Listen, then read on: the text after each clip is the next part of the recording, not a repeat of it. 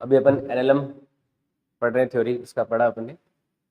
Newton's laws of motion के कुछ previous year जो नीट के क्वेश्चंस हैं वो अपन डिस्कस कर लेते हैं ना। अभी तक अपने पूरा जितने बेसिक कंसेप्ट होते हैं उनको कैसे अप्लाई करते हैं क्वेश्चंस में, है ना। Normal force, tension force, friction force, ये सब पढ़ा अपन ने, और उनके रिलेटेड क्वेश्चंस भी हमने देखे। अब देखो आपको थोड़ा आइडिया लग जाएगा कि नीट में एनएलएम से रिलेटेड क्वेश्चंस किस तरह से आते हैं, है ना। तो वो देखते हैं अपन। जैसे ये क्वेश्चन है 2022 में आया हुआ। In the diagram shown the normal reaction force between 2 kg and 1 kg is. देखो यहाँ पर एक इंक्लाइन प्लेन है, 30 डिग्री यहाँ पे एंगल है, और ये 1 kg है, 2 kg और 3 kg के ऐसे ब्लॉक हैं। नीचे से 60 न्यूटन का फोर्स ऊपर की ओर लगा रहे हैं और ऊपर से 18 न्यूटन का फोर्स नीचे की ओर लगा रहे हैं।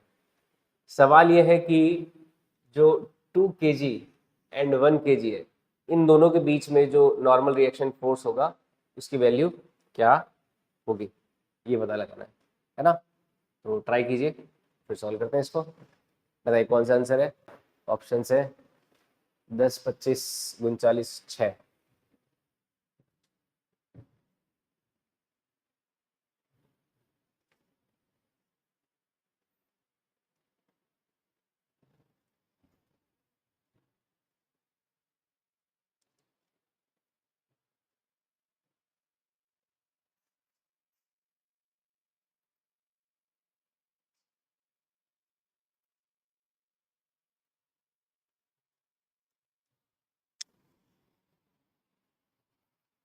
60 और 18। सबसे पहले तो ग्रेविटी फोर्सेस जो भी लग रहे हैं सब पे, वो हम देखेंगे। तो देखो इंक्लाइन प्लेन पे इस डायरेक्शन में जो ग्रेविटी का कंपोनेंट होता है वो कौन सा होता है, mg साइन थीटा होता है, ये सबको पता है। तो यहाँ पे देखो mg साइन थीटा कंपोनेंट लेंगे सभी के, यानी कि देखो 3 kg का, 2 kg का, 1 kg का, सभी के 30 इंटू साइन 30, तो ये कितना हो गया 15 न्यूटन। 3 kg का इस तरफ कितना है 15 न्यूटन। 20 इंटू साइन 30, तो इसका कितना हो गया 10 न्यूटन, और इसका हो जाएगा 5 न्यूटन। ये तो सब पे लगने वाले क्या हो गए, ग्रेविटेशन फोर्स हो गए, है ना। तो लगे कितने देखो 15 और 10, 25 और 5, 30 लग रहा है, 30 न्यूटन टोटल। अब ऊपर की ओर 60 और नीचे की फिर 18, तो 60 में से 18 का कितना बचा 42। तो ओवरऑल नेट 42 ऊपर की ओर लग रहा है और 30 नीचे की ओर लग रहा है। इसका मतलब ये पूरा का पूरा सिस्टम ऊपर की ओर जाएगा, क्योंकि ऊपर की ओर लगने वाले फोर्सेस क्या है, ज्यादा है। तो ऊपर की ओर क्या दिया, एक्सेलरेशन ए दे दिया, है ना। एक्सेलरेशन ए दे दिया। अब एक्सेलरेशन की वैल्यू कितनी होगी वो चेक कर, उसके लिए इस पूरे को कंबाइंड मास मान लिया, क्योंकि नॉर्मल रिएक्शन की कैलकुलेशन में सबसे ज्यादा फास्ट आंसर कैसे आता है, कंबाइंड मास मान के एक्सेलरेशन निकाल लीजिए। फिर क्या करोगे, इस 1 kg का एफबीडी बना के नॉर्मल रिएक्शन निकाल लोगे, क्योंकि एफबीडी बनाओगे तो 1 kg पे जो नॉर्मल रिएक्शन लगेगा वो ऊपर की ओर लगेगा, है ना। 2 kg पे नॉर्मल रिएक्शन यही सेम नीचे की ओर। अपन को तो केवल 1 kg का एफबीडी चाहिए, ये 18 दे रखा है, ये एन दे रखा है, ए की वैल्यू आ जाएगी, नेट फोर्स बराबर एम कर लेंगे। तो ट्राई करिए क्या आंसर है बताओ।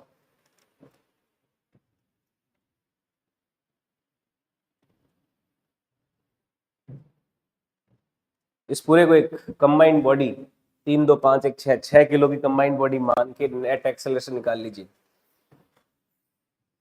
तीनों का कंबाइंड एक्सेलरेशन कितना होगा।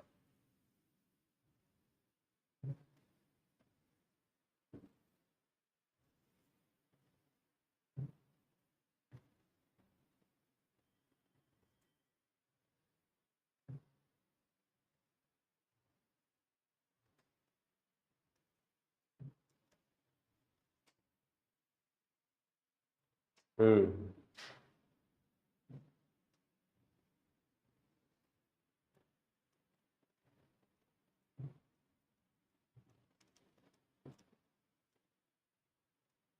एक्सेलरेशन कितना है सबसे पहले, नेट फोर्स कितना देखो 60 माइनस 18 माइनस 30, ये नेट फोर्स हो गया। नेट फोर्स में टोटल मास कितना 6, तो इससे तो आएगा एक्सेलरेशन, कितना आ गया एक्सेलरेशन 12/6 यानी कि 2 मीटर पर सेकंड स्क्वायर का एक्सेलरेशन ऊपर की ओर आ गया। अब नेक्स्ट स्टेप में क्या करेंगे, जो 1 kg मास है इसके एफबीडी का यूज करते हुए आंसर निकालिए। नेट फोर्स बराबर एमए करना है। नेट फोर्स कितना है उस पे, ऊपर की ओर कितना है एन, ऊपर की ओर एन है एन माइनस 18 नीचे की ओर है, नेट फोर्स बराबर एमए, तो 1 इंटू ए कितना निकाला अभी 2। तो बताओ नॉर्मल रिएक्शन की वैल्यू कितनी आ रही है। एक अपन ने गड़बड़ कर दी इसमें, हमने ग्रेविटेशन तो लिया ही नहीं, ग्रेविटी भी तो लेना पड़ेगा। देखो इक्वेशन में एन ऊपर की ओर है ना, 18 नीचे की ओर है, और नीचे की ओर और कौन सा है, ग्रेविटी का कंपोनेंट भी तो m g sine theta, 5 newton नीचे की ओर है ना, तो 18 माइनस 5 इज इक्वल टू क्या हो जाएगा, नेट फोर्स बराबर एम ए, एम कितना हो गया 1 इंटू ए कितना हो गया 2, तो कितना जाएगा यहाँ से, एंड इक्वल टू आ जाएगा, ये आ जाएगा 20 + 5 25 न्यूटन। तो कितना आ गया नॉर्मल रिएक्शन की वैल्यू 25 न्यूटन। कौन सा आंसर हो जाएगा, बी आंसर करेक्ट है। ये 2022 नीट में आया सवाल, समझ आई बात। तो ऐसे करते हैं ऐसे सवालों को, क्लियर। आगे बढ़े नेक्स्ट सवाल। नेक्स्ट देखो question, the distance covered by a body of mass 5 gram having linear momentum 0.3 kg per second in 5 seconds। बहुत ही सिंपल सा सवाल है, हमें डिस्टेंस कवर्ड पता लगानी है, बॉडी का मास दे रखा है, और बॉडी का देखो क्या दे रखा है, लीनियर मोमेंटम दे रखा है। 5 सेकंड में कितनी डिस्टेंस कवर करेगा, पहले दिमाग लगाइए, बहुत सिंपल सा सवाल है, मुश्किल नहीं। उसका मोमेंटम दे रखा है, मास दे रखा है, तो क्या आ जाएगी इससे, वेलोसिटी आ जाएगी। वेलोसिटी दे रखा है, टाइम दे रखा है, डिस्टेंस निकालने के लिए क्या करेंगे, एक्सेलरेशन तो है ही नहीं, तो वेलोसिटी में टाइम का सीधा मल्टीप्लाई नहीं कर देंगे क्या, डिस्टेंस निकालने के लिए, तो डिस्टेंस कैसे आ जाएगी, वेलोसिटी में टाइम का सीधा मल्टीप्लाई कर दो। फटाफट आंसर बताओ क्या आएगा। बस यूनिट कन्वर्जन का ध्यान रखना, ये 5 ग्राम है, और जो मोमेंटम दे रखा है वो 0.3 kg मीटर पर सेकंड दे रखा है।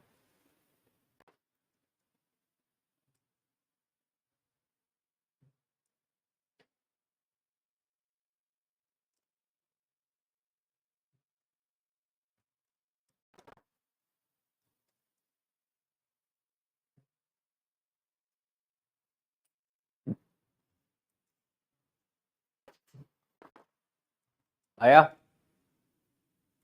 सबसे पहले वेलोसिटी बताइए कितना आया,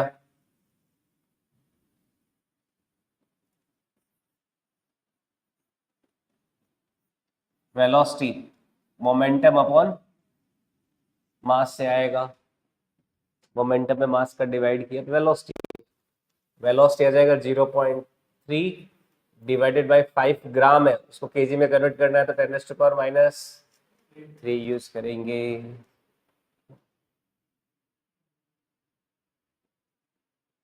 ठीक है, तो इसकी देखो वैल्यू, ये हो जाएगा 0.3 इंटू 10⁻³ हो जाएगा डिवाइडेड बाय 5, तो ये कितना हो गया, ऊपर 300 हो जाएगा, 300 में 5 का डिवाइड करोगे तो क्या 60 मीटर पर सेकंड नहीं आएगा क्या, तो वेलोसिटी आ गई सबसे पहले 60 मीटर पर सेकंड। अब इसका टाइम कितना, 5 सेकंड में मल्टीप्लाई किया तो डिस्टेंस आ जाएगी। कौन सा आंसर आया, क्या 300 आया, सभी का आया। कितना आसान सवाल है ना, डॉक्टर बनना कोई मुश्किल काम है, फिजिक्स जो डर होती है, देखो कितना सिंपल सवाल पूछता है, नीट में बहुत आसान सवाल पूछता है। हम तो फिर भी आपको फिजिक्स बहुत लेवल की सिखा देते हैं, पर नीट बहुत ज्यादा फंडामेंटल सवाल ही पूछता है कि आपको बस ये थोड़े फॉर्मूले आने चाहिए, उनको सॉल्व करना आना चाहिए। है या नहीं आसान सवाल, इतना आसान कोई हो सकता है सवाल, देखो है ना। ये हो गया वेलोसिटी, और डिस्टेंस निकालनी है, तो डिस्टेंस क्या हो गया, वेलोसिटी इनटू टाइम, तो वेलोसिटी हो गया 60, टाइम हो गया 5, तो हो जाएगा 300 मीटर, है ना। एस बराबर UT plus half eighty square तो कब लगाते हैं, जब एक्सेलरेशन हो, एक्सेलरेशन है ही नहीं, तो ये तो यूनिफॉर्म वेलोसिटी वाला ही केस है खाली, तो वेलोसिटी में टाइम का मल्टीप्लाई करके सीधा डिस्टेंस आ गया 300 मीटर पर सेकेंड मीटर। ये दूसरा सवाल देखो कितना आसान सा सवाल, और देखो गिवन बिलो दो स्टेटमेंट दे रखे हैं। देखो given below are two statements, one is labeled as assertion and another is labeled as reason। assertion reason क्या होता है, एक में assertion कुछ बोल रखा होता है, दूसरे में कुछ उसका रीजन दे रखा होता है। हमें चेक करना होता है कि assertion सही है, रीजन सही है। assertion रीजन जो assertion की एक्सप्लेनेशन दे रहा है नहीं दे रहा है, ऐसे बहुत सारे चार ऑप्शन होते हैं इस तरह के। A is correct but R is not correct, A correct है B करेक्ट है, A का करेक्ट एक्सप्लेनेशन है, A करेक्ट है B करेक्ट है, एक्सप्लेनेशन नहीं है, A और करेक्ट है B करेक्ट नहीं है। चार ऑप्शन होते हैं, है ना। तो अपन को देखना है पहला, when a firecracker rocket explodes in mid air, its fragments its fragments fly in such a way that they continue moving in the same path which the firecracker would have followed had it not exploded। है ना, कोई मान लो fire cracker है, जो ऊपर जाता है ना फायर क्रैकर, तो फायर क्रैकर जब एक्सप्लोड होता है तो क्या उसके फ्रेगमेंट्स क्या वही सेम पाथ फॉलो करते हैं जो ओरिजिनल फायर क्रैकर कर रहा था? नहीं करते ना, एक्सप्लोड होने के बाद वो तो सारे इधर उधर बिखर जाते हैं। तो पहला तो क्या है, थोड़ा थोड़ा गड़बड़ है ना। दूसरा है explosion of cracker occurs due to internal force only. बिल्कुल, जो अंदर ब्लास्ट फोर्स होता है ना वो उनका इंटरनल मैटर है, तो अंदर वाले फोर्स की वजह से हो रहा है।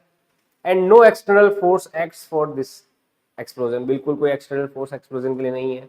In the light of above statement choose the most appropriate answer.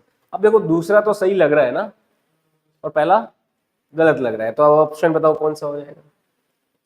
A is not correct but R is correct। पहला वाला सही नहीं है, नहीं है ना, टूटता है तो क्या होता है, इधर उधर बिखर जाते हैं ना। हालांकि देखो इसमें अगर ये सेंटर ऑफ मास बोलता ना कि भाई सारे जो एक्सप्लोड होके फ्रेगमेंट्स इधर उधर बिखरे हैं, तो उन सभी का जो सेंटर ऑफ मास है वो क्या करेगा, जो हमारा ओरिजिनल फायर क्रैकर का पाथ था उसी को ही फॉलो करेगा। बस ये बात सही हो जाती, समझ आई बात। जो ओरिजिनल हमारा फायर का पाथ था ना, वो सेम पाथ जो फ्रेगमेंट्स क्रिएट हुए उनका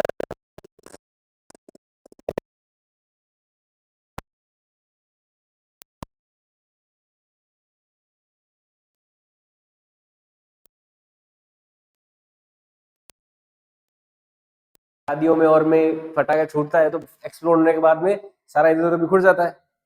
हाँ, एक्सप्लोजन क्या है, इंटरनल फोर्स है, जो उनके बीच में आपस में ही कोई फोर्स उसी वजह से हुआ है, तो कोई एक्सटर्नल फोर्स उसमें एक्ट नहीं कर रहा एक्सप्लोजन के समय, है ना। No act for this explosion. ठीक है, तो A is not correct but reason is correct. इसका ए ऑप्शन सही हो जाएगा। समझ में आई बात। नेक्स्ट देखो ये सवाल, a small block slides down on a smooth incline plane. फिर कोई स्मूथ इंक्लाइन प्लेन ले लिया है,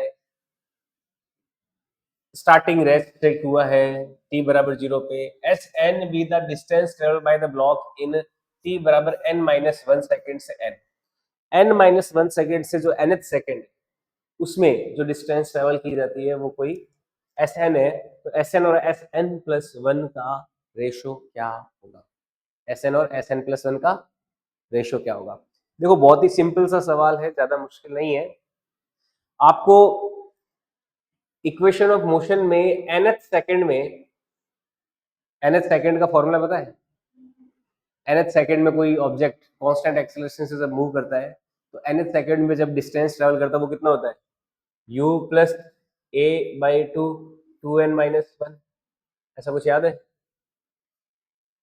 इक्वेशन ऑफ मोशन चार तरह की होती है। एक तो होती है v बराबर u प्लस at, एक हो गया v स्क्वायर बराबर u स्क्वायर प्लस 2s, एक हो जाएगा s बराबर ut plus half at square, और एक nth सेकंड का ये फॉर्मूला होता है u plus a by 2n minus 1। ये nth सेकंड में जो डिस्प्लेसमेंट उसका फॉर्मूला है। अब कोई भी ऑब्जेक्ट जो है जब इंक्लाइन प्लेन से, मान लीजिए इंक्लाइन प्लेन है, इस इंक्लाइन प्लेन से किसी भी ऑब्जेक्ट को अपन ऐसे अगर मान लो मूव कराते भी हैं, क्या कराते हैं, इसको छोड़ा मान लो, छोड़ा तब ये नीचे आएगा। तो ये नीचे किस एक्सेलरेशन से आएगा, ये नीचे हमेशा किस एक्सेलरेशन से आता है, जी साइन थीटा से आता है। इसको कौन सा एक्सेलरेशन मिलता है, जी साइन थीटा मिलता है ना। क्वेश्चन में दे रखा है कि u इसका क्या है, 0 है।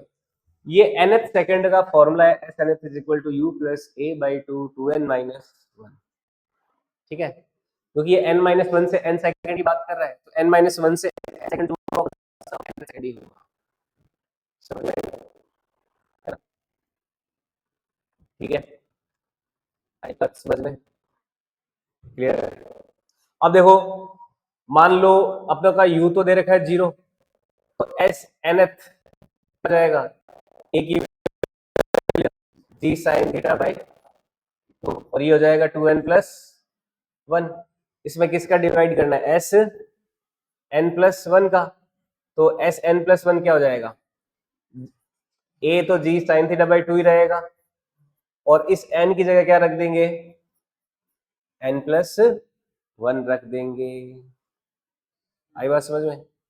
n plus one minus one, ये माइनस वन है ऊपर, 2n माइनस वन, और ये हो गया 2n प्लस वन माइनस। इसको सॉल्व करो, क्या आंसर आएगा बताओ? जी साइन थीटा से जी साइन थीटा कैंसिल, क्या आंसर आया? nth सेकेंड में डिस्प्लेसमेंट का फॉर्मूला होता है ये u plus n minus a by two two n minus one.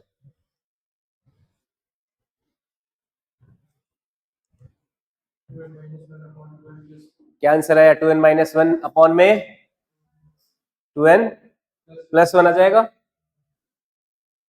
आ रहा है ना? देखो ऊपर तो 2n माइनस वन ही था, नीचे 2n प्लस टू, टू में से गया प्लस का वन हो गया ना, तो आंसर क्या आ जाएगा यहां से? ये आ जाएगा 2n माइनस वन अपॉन में 2n प्लस वन। कौन सा आंसर बताओ? क्या ए ऑप्शन करेक्ट नहीं है या नहीं है? बताओ, आई बात समझ में? तो A option is correct for this question. Clear? तो ये देखो आसान सवाल है या नहीं है? फॉर्मूला है सिंपल सा, u plus a by two two n minus one, u की वैल्यू 0 दे रखी है, nth सेकंड का एक फॉर्मूला होता है ना? बस उसका यूज करना सीधे। नेक्स्ट, ये जो फॉर्मूला है ये 1D मोशन में पढ़ते हैं, एनएलएम का नहीं है वैसे ये क्वेश्चन, 1D मोशन का अगर बात करें तो ज्यादा बेटर रहेगा।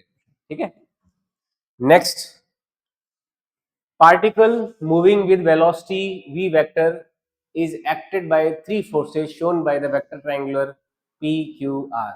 The velocity of particle increase, decrease, remain constant, change according to the smallest force. 2019 NEET में पूछा गया है, एक पार्टिकल है जो v वेक्टर वेलोसिटी से मूव कर रहे हैं और उस पर कोई तीन फोर्स लग रहे हैं। क्या लग रहे हैं? लेकिन वो तीन फोर्स ऐसे हैं कि QP, RP, PQ and QR, जो कि एक ट्राइंगल के ऊपर अपन रख सकते हैं। तीनों फोर्स कैसे? जो ट्राइंगल के ऊपर रखे जा सकते हैं, ट्राइंगल की तीनों आर्म्स को कंटिन्यूअसली रिप्रेजेंट कर रहे हैं। देखो ये F1 फोर्स हो गया इस तरह, ये F1 वेक्टर हो गया, ये कोई F2 वेक्टर हो गया मान लीजिए, और ये कोई F3 वेक्टर हो गया, और ये तीनों आर्म्स को क्या कर रहे हैं? रिप्रेजेंट कर रहे हैं। अच्छा, वेक्टर के अंदर एक आप प्रिंसिपल पढ़ते हो, triangles law of vector addition, उसमें अगर तीनों वेक्टर सेम सेंस में हो तो उन तीनों का सम क्या हो जाता है? F1 vector plus F2 vector plus F3 vector, तीनों का सम क्या हो जाएगा? क्या जीरो नहीं होता क्या? अगर कोई तीन वेक्टर किसी ट्राइंगल के ऊपर एक ही सेंस में, A vector plus B vector plus C vector, ये क्या देखो तीनों सेम सेंस में ना, A vector plus B vector plus C vector, तीनों का वेक्टर सम क्या होता है? जीरो होता है। इसका मतलब हमारा जो भी ऑब्जेक्ट है उसमें लगने वाला जो नेट फोर्स है वो क्या है? क्या जीरो नहीं है? नेट फोर्स क्या है उसमें लगने वाला? जीरो। अगर किसी ऑब्जेक्ट पे लगने वाला नेट फोर्स जीरो है तो क्या उसकी वेलोसिटी चेंज होती है? नहीं होती। तो कौन सा ऑप्शन सही है? Remain constant. तो आपके नॉलेज को चेक किया जाता है ना? आपको triangles law of vector addition का आइडिया है ही, उसको अपन एनएलएम में यूज कर रहे हैं कि भाई नेट फोर्स उस पर लगने वाला जीरो है तो वेलोसिटी कोई चेंज नहीं आएगी वेलोसिटी में, है ना? भाई triangles law of vector addition में आप ये पढ़ते हो ना, जैसे ये ए वेक्टर है मान लीजिए, ये बी वेक्टर है, ए वेक्टर देखो इस तरह से है, बी वेक्टर इस तरह से है, तो जो सी वेक्टर अगर इस तरफ होता तो ये क्या होता, ए प्लस बी, और सी वेक्टर इधर होता तो वो क्या होता, minus of a plus b. तो तीनों अगर सेम सेंस में होते, a plus b plus c, तो तीनों का सम क्या हो जाता है, 0 हो जाता है। ये triangles law of vector addition होता है। ओके, क्लियर है बात? आगे बढ़े, नेक्स्ट है ये सवाल 2014 में पूछा गया। A balloon with mass m is descending down, descending मतलब नीचे आ रहा है, descending down with an acceleration a where a is less than g, g से कम एक्सेलरेशन से डिसेंडिंग आ रहा है। How much mass should be removed, उस बैलून से कितना मास रिमूव कर दिया जाए कि ये जो बैलून है ऊपर की ओर जाने लगे उसी एक्सेलरेशन से।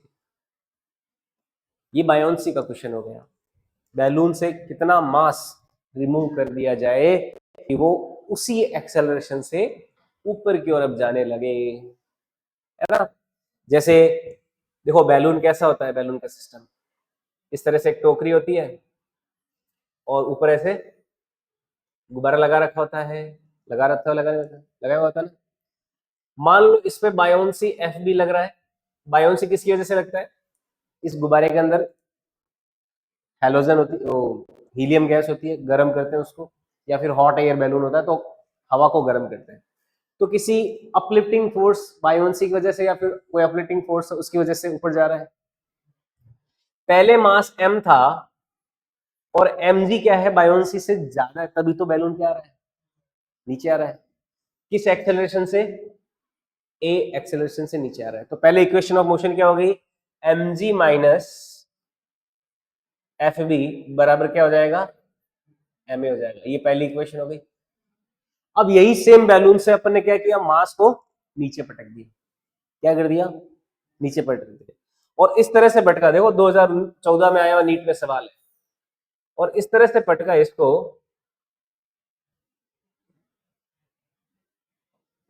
किस तरह से पटका इसको कि ये अब नीचे आने लग जाए उसी एक्सेलरेशन से। मान लीजिए अब जो है यही सेम बैलून,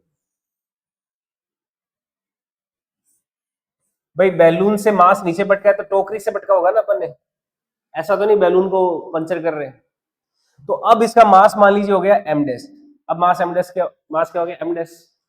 अब बायोंसी तो इस गुब्बारे की वजह से मिल रहा था, तो बायोंसी तो उतना ही मिलता रहेगा, लेकिन ग्रेविटी क्या हो जाएगा अभी, m डैश g हो जाएगा। और m डैश इतना हो चुका है कि अब ये बायोंसी डोमिनेट करेगा m डैश g पे, और ये क्या करेगा, ऊपर जाएगा। तो अब जो नई इक्वेशन ऑफ मोशन है वो क्या हो जाएगी, buoyancy F B minus M dash G is equal to कितना, एम डैश ए। ये दूसरी इक्वेशन हो गई, क्या हो गई या नहीं हुई बताओ। अब उसी सेम एक्सेलरेशन से ऊपर जाने लगेगा। पहले क्या था, टोकरी में मास ज्यादा था कि बायोंसी काम अपना नहीं कर पा रहा था, मास ज्यादा था, बायोंसी लग रहा था लेकिन मास ज्यादा था, तो इसलिए ये हॉट एयर बैलून क्या हो रहा था, नीचे की ओर आ रहा था। किस एक्सेलरेशन से, इस। लेकिन जैसे ही हमने टोकरी से मास खाली किया तो बायोंसी डोमिनेट कर जाएगा वापस ग्रेविटी में। तो अब ये क्या करने लग गया, ऊपर कोई ए एक्सेलरेशन से जाने लग गया। हमें पता लगाना है कि हमने कितना मास रिमूव किया है, कितना मास रिमूव किया है। अब देखो पहले तो एम डैश की वैल्यू निकाल लेते हैं, इन दोनों को ऐड कर दूं मैं, ऐड करेंगे तो एफ बी से एफ बी कैंसिल, ये हो जाएगा M ji minus M dash G is equal to M A plus M dash A, है ना। यहां से एम डैश की देखो वैल्यू क्या आ रही है, m ji minus m a, m ji minus m a, यहां से एम डैश कॉमन लिया तो ये आ जाएगा जी प्लस ए। तो देखो एम डैश की वैल्यू सबसे पहले कितनी आई, एम डैश की वैल्यू आ गई, एम कॉमन ले लें अगर, m ji minus m a divided by क्या हो गया, जी प्लस ए। ये तो एम डैश की वैल्यू आई है, लेकिन पूछा क्या है, कितना मास रिमूव किया, यानी कि m माइनस एम डैश पूछा है ना, हमने कितना मास हटाया है। तो पहले जितना मास था अब जितना मास है उसका डिफरेंस पूछा है ना। तो दिमाग को एक्टिव रखना है, चालू रखना है, ऐसे जल्दबाजी में नहीं कि एम डैश आ गया बल्ले बल्ले बल्ले बल्ले हमारा आंसर आ गया, ऐसे नहीं करना। हमें थोड़ा रुकना है कि सवाल में पूछा क्या है। सवाल में पूछा कितना मास हटाया, ये नहीं पूछा कि फाइनल मास क्या रह गया, कितना मास हटाया। तो हटाने वाला मास कौन सा होगा? जो स्टार्टिंग में मास था उसमें से जो अब रह गया है उसको सब्ट्रैक्ट कर देंगे। तो m में से घटाया, m माइनस क्या हो जाएगा? mg माइनस ma अपॉन में g प्लस a, एलसीएम लेके इधर मल्टीप्लाई किया तो ये हो जाएगा mg प्लस ma, माइनस को अंदर भेजा तो ये आ जाएगा minus mg plus ma divided by g plus a, mg से mg कैंसिल, तो कितना मास हटाया है? 2ma upon g plus a। बताओ कौन सा आंसर हुआ? A option is correct. समझ में आया कैसे सॉल्व करते हैं? तो इस तरह से सॉल्व करते हैं, है ना। ये थोड़ा दिमाग वाला सवाल है, स्ट्रेट फॉरवर्ड क्वेश्चन नहीं है कि आप फॉर्मूला लगाओ आंसर आ जाए। इसमें थोड़ा सा ब्रेन यूज करना पड़ेगा, है ना। जितना अपने पास है या नहीं है उतना तो है ना। तो कितना मास रिमूव किया कि बैलून अब ऊपर की ओर ए एक्सेलरेशन से जाने लग जाए। तो ये हो गया हमारा आंसर। क्लियर है? नेक्स्ट क्वेश्चन में आगे बढ़े। नेक्स्ट देखो, ये आसान सवाल है, ये आप करना है, आपको 2024 में पूछा गया है, देख लो इस साल ही पूछा गया, पिछले साल ही, पिछले साल वाले में, अब अगले साल अभी वही आने वाला है। A horizontal force 10 newton apply कर रहे हैं और बी ब्लॉक पे, the masses of block are 2 kg 3 kg respectively, block slide होने फ्रिक्शनलेस, फ्रिक्शन नहीं है उसको लेना ही नहीं है। तो ब्लॉक ए और बी के बीच में नॉर्मल रिएक्शन पूछा है, ये तो कर लोगे ना, फटाफट करके बताओ, ये तो आना ही चाहिए आपको। अभी रिवीजन में भी मैंने आपके ऐसे सवाल कराए, बहुत सारे तो है। 2 kg और 3 kg के बीच नॉर्मल फोर्स कितना?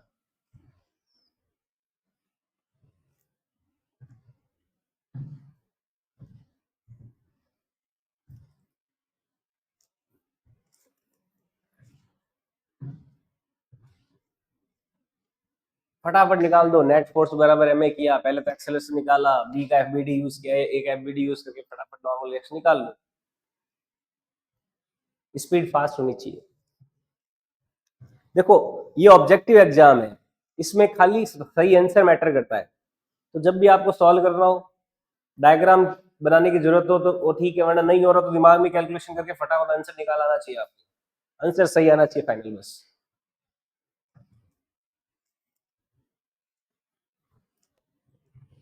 जैसे आप अभी एफबीडी बनाने बैठ गए हो, हालांकि आप माइंड में कैलकुलेशन करके भी फटाफट आंसर निकाल सकते हो, पर कोई नहीं, निकालिए, कोशिश कीजिए।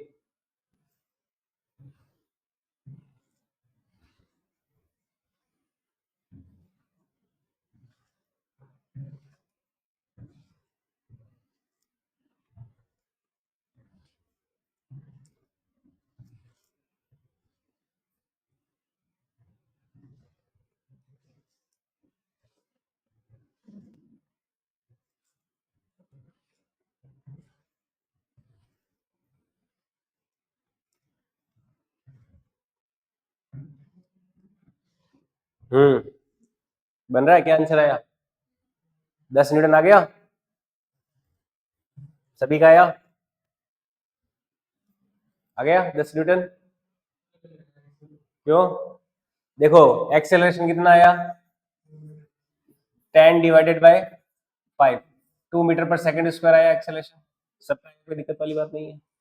हम एफबीडी खाली बी का देख लेते हैं, बी का देख लो, ए का देख लो। बी को नॉर्मल रिएक्शन आगे की ओर मिलेगा, ए को नॉर्मल रिएक्शन, अपन बी वाला देख लेते हैं। बी के एफबीडी में नेट फोर्स कितना है? खाली एन ही है, एम ए, तो 3 into mass into acceleration, 3 into 2, तो कितना आया? 6 न्यूटन आंसर आ रहा है। 10 न्यूटन क्यों आया आपका आंसर? 6 न्यूटन किसी का आया? 10 क्यों है? No no no no no, b पे क्या लग रहा है? बी पे क्या ये 10 न्यूटन लग रहा है क्या? बी पे 10 न्यूटन थोड़ा लग रहा है, बी पे तो क्या लग रहा है केवल, बी का अगर एफबीडी देखें, ये जो 3 kg वाला ब्लॉक है, आप उस पर क्या लगा रहे हो? खाली नॉर्मल के अलावा कोई फोर्स लग रहा है क्या उसमें? नहीं लग रहा ना, तो फिर इसको क्यों लेना है? समझ में आई बात? तो नेट फोर्स बराबर एम ए, और अभी इसका एक्सेलरेशन निकाला कितना? 2 मीटर पर सेकंड स्क्वायर। तो नॉर्मल की वैल्यू कितनी आई? ये तो आसान सवाल था, आ गया तुम्हारा। ठीक है, तो 6 न्यूटन करेक्ट आंसर है साहब। ध्यान से करो, इतना आसान सवाल 2024 में 10 पिछले साल पूछा नहीं। क्लीन, आगे बढ़े। नेक्स्ट देखो, ये पुली वाला आ गया। इधर 4 kg 6 kg की पुली है, string passes over a pulley which is frictionless, the acceleration of the system in terms of, बताओ एक्सेलरेशन कितना। मैंने एक्सेलरेशन का फॉर्मूला ड्राइव कराया था अभी रिवीजन के दौरान ही, 2020 में पूछा हुआ सवाल। एक्सेलरेशन का फॉर्मूला याद हो आपको? याद नहीं है तो दोनों की इक्वेशन ऑफ मोशन करके फटाफट निकाल सकते हो, है ना, यहाँ से ये फिक्स है।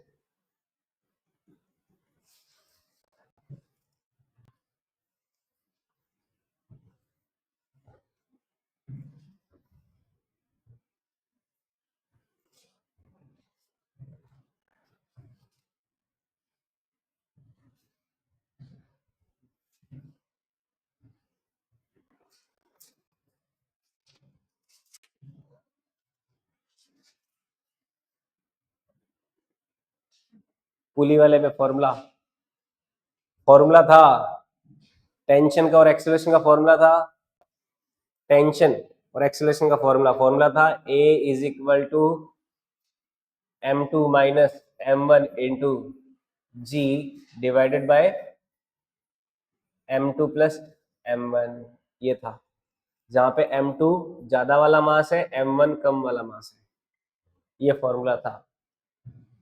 याद आया? टेंशन का क्या था इस केस में? एक टेंशन का भी फॉर्मूला था, T बराबर 2m1 m2 upon m1 plus m। जो टेंशन का फॉर्मूला था वो था 2m1 m2 g divided by m1 plus m2, ये तो टेंशन का था। ये है एक्सेलरेशन का फॉर्मूला। कितना आंसर आया जी भाई? 5 आ रहा है। सिंपल फॉर्मूला बेस्ड सवाल, ये तो फॉर्मूला मैंने बताया भी आपको, है ना। तो सिंपल आंसर क्या आ जाएगा? जी बाई 5 आ जाएगा मेरे ख्याल से। देखते हैं, तो A is equal to m2 ज्यादा वाला मास 6 माइनस 4 अपॉन 6 प्लस 4 इंटू जी के टर्म्स में निकालना है जी, तो ये हो जाएगा 2/10 इंटू जी, तो कितना आ गया? जी बाई 5 आंसर आ गया। B is correct answer. क्या बी करेक्ट आंसर नहीं है? समझ में आई बात? ऐसे करते हैं, सिंपल फॉर्मूला है, पुली वाला फॉर्मूला बस। ठीक है, नेक्स्ट देखो, इंक्लाइन प्लेन का सवाल। A block of mass small m placed on a smooth incline wedge A B C inclination angle theta is shown in the figure, the wedge is given acceleration a। देखो इस veg को, ये नीचे वाला veg है ना, इसको हमने क्या दिया है? एक्सेलरेशन a दिया है। ठीक है, right, between a and theta. तो क्या पता लगाना है? The relation between a and theta for the block to remain stationary. अब a और थीटा के बीच में क्या रिलेशन हो कि ये जो ब्लॉक है, ये वाला, ये जो है ये स्टेशनरी रहे, ये रेस्ट में रहे विद रेस्पेक्ट टू वेज। ये जो नीचे वाला वेज है इसके रिलेटिव में ये मूव नहीं हो, ये इधर अपन किस एक्सेलरेशन से इसको रवाना करें? ए और थीटा में क्या रिलेशन होना चाहिए? ए थीटा और जी के बीच में, देखो ये इसके अनुसार कि ये जो है रेस्ट में रहे। ठीक है, अभी देखो ये जो ब्लॉक है इसके पास क्या एक्सेलरेशन, अब इस ब्लॉक को इसके रिलेटिव में रेस्ट में लाना है, तो इसका इसके रिलेटिव में मोशन देखना है। अब जिस सिस्टम के रिलेटिव में मोशन देख रहे हैं उसके पास क्या है? तो ये क्या हो गया? क्या non inertial frame of reference नहीं हो गया क्या? NIFR। तो ये अगर non inertial frame of reference है तो इस पे क्या लगेगा? Pseudo force. इस पे क्या दे सकते हैं अपन? Pseudo force MA। Pseudo force MA क्या दे दिया इस पे? पीछे की ओर दे दिया। तो एक तो लग रहा है सूडो फोर्स MA, और इस पे नीचे की ओर इस तरफ क्या लगेगा? mg sin theta. यहाँ पे देखो गिराने वाला फोर्स कौन है? mg sin theta. बचाएगा कौन? MA बचाएगा ना। तो MA का भी कौन सा कंपोनेंट बचाएगा उसको भी देखते हैं। जैसे MA का भी कंपोनेंट देखना पड़ेगा अपन को यहाँ। जैसे ये MA है, ये एंगल थीटा है, तो ये एंगल थीटा हो गया। तो MA का ये कंपोनेंट कौन सा? कॉस ना। तो MA का भी कौन सा कंपोनेंट बचाएगा इसको? कॉस। ये कब स्लाइड नहीं होगा? जब MA cos component m g के साथ बैलेंस हो जाएगा ना, तो क्या आंसर आ जाएगा? जब एम ए कॉस थीटा किसको बैलेंस कर देगा? एम जी साइन थीटा को। बताओ कौन सा आंसर आ जाएगा? एम से एम कैंसिल हो गया, ए की वैल्यू क्या है?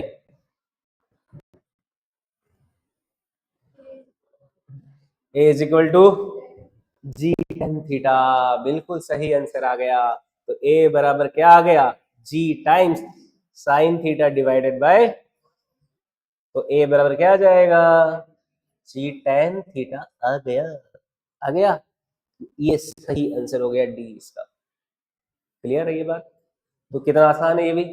सूडो फोर्स का कुछ हो गया है ना। Pseudo force m a cos theta, इसको बचा लेना, नीचे नहीं गिरेगा। जैसे मार्कर है तो ये भी नहीं गिर रहा, देखो मैं इसको फास्टली चला रहा हूँ। इसी तरह से ये नीचे वाले को इतना तेजी से धक्का दिया कि इसका सूडो फोर्स क्या कर दे? इसके ग्रेविटी को बैलेंस कर दे। जो ग्रेविटी नीचे और स्लाइड इसको करने वाला है, तब क्या होगा? ये स्लाइड नहीं करेगा। समझ आई बात? आसान था ये भी सवाल।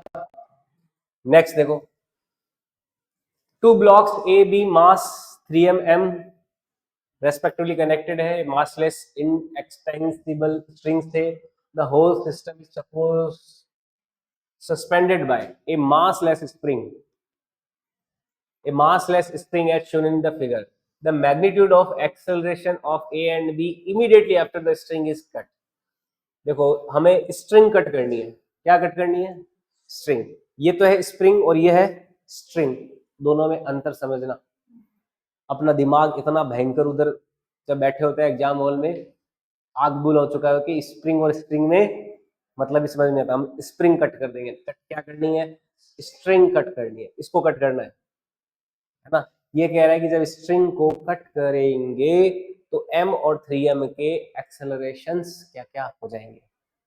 समझ आई बात? अभी देखो ये दोनों इक्विलिब्रियम में। The whole system is suspended by a massless spring as shown in figure. The magnitude of acceleration a and b immediately after string is cut respectively, है ना। तो देखो इसको सवाल को कैसे किया जाता है। मैं इसका डायग्राम थोड़ा बड़ा बना लेता हूँ क्योंकि यहाँ पे मेरे को टेंशन वगैरह दिखाना पड़ेगा। वैसे जैसे बी पे क्या लगेगा? नीचे की ओर एम जी, ऊपर की ओर, और ए पे नीचे की ओर टेंशन टी, और ए पे नीचे की ओर 3mg भी तो लगेगा, और ऊपर की ओर मान लो स्प्रिंग फोर्स के एक्स लग रहा है। ये फोर्सेस लगेंगे सारे।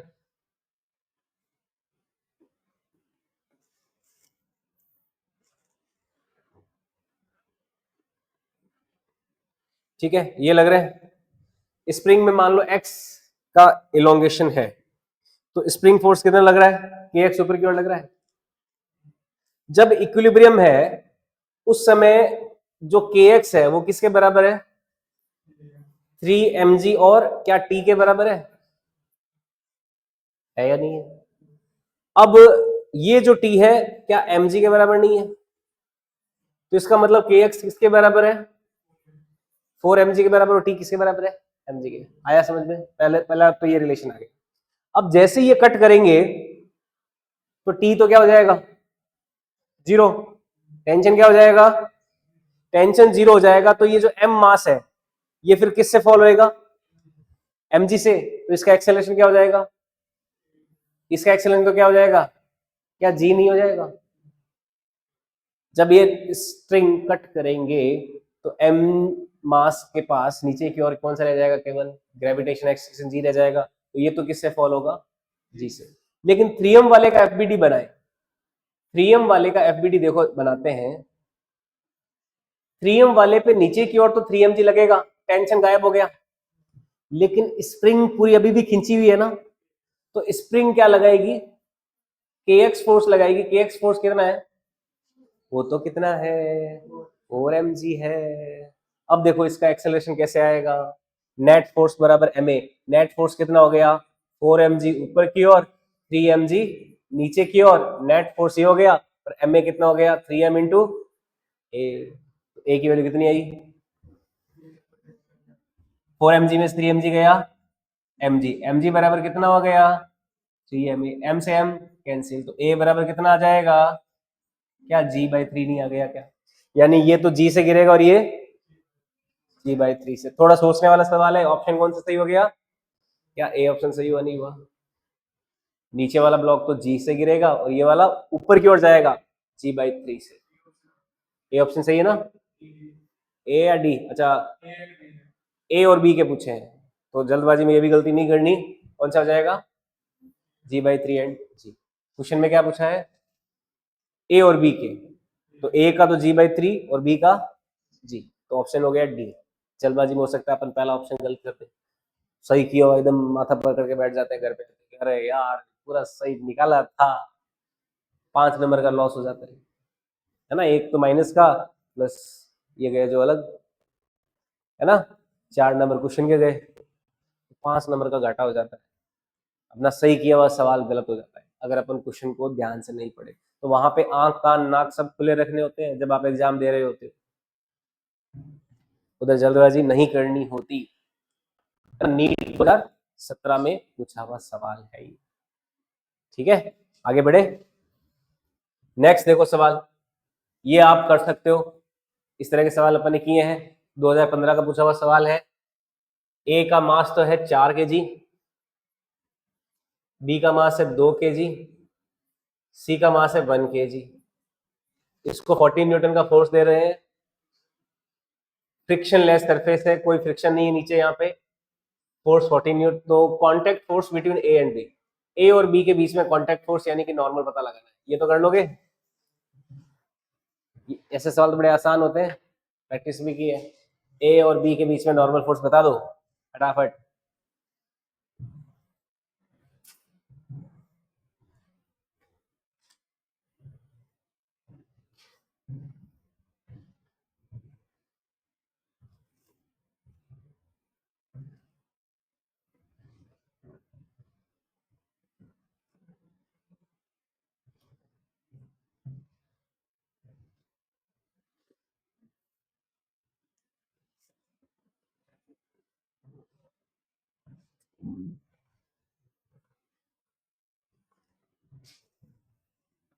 एक्सेलरेशन कितना आया?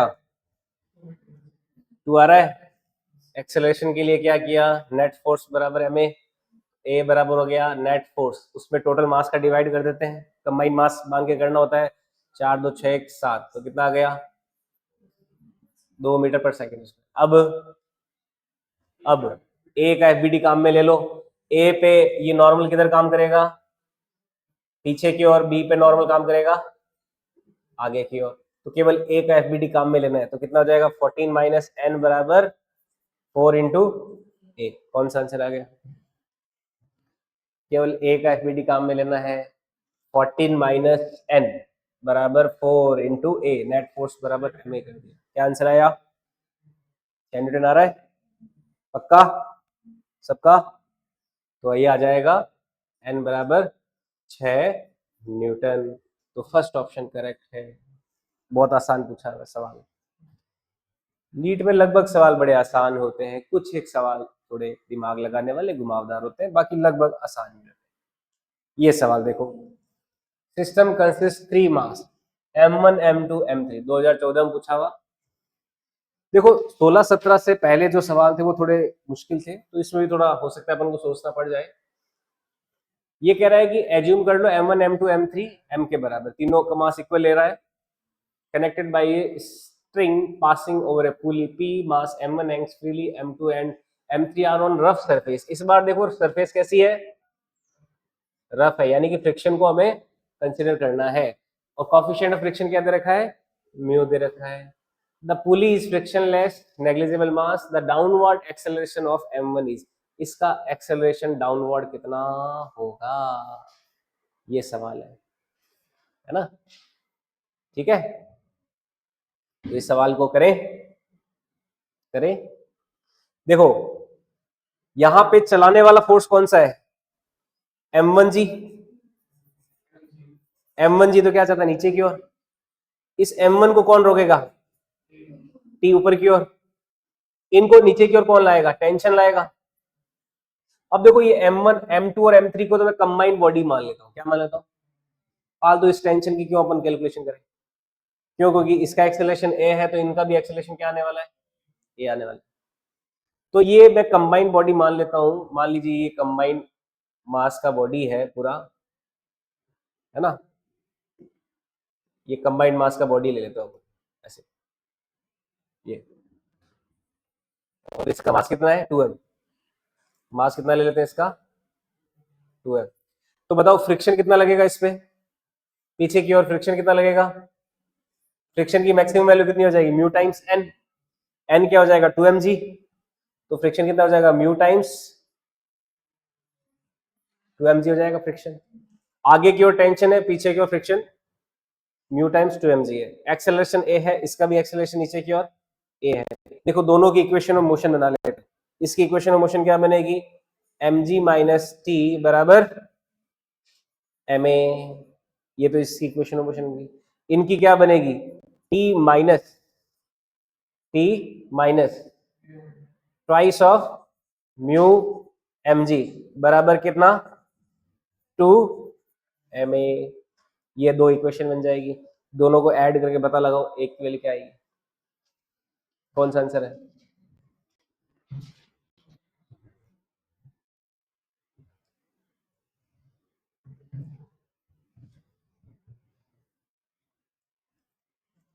दोनों को ऐड करोगे, टी से टी कैंसिल, mg कॉमन ले लो, इनको ऐड कर दो।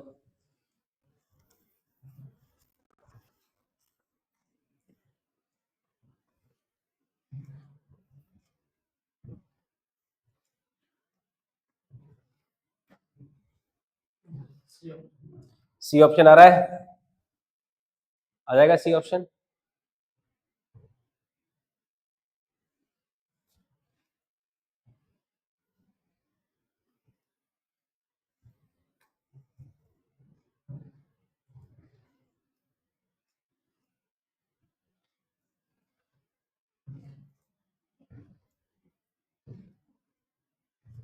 सी ऑप्शन आ जाएगा ना?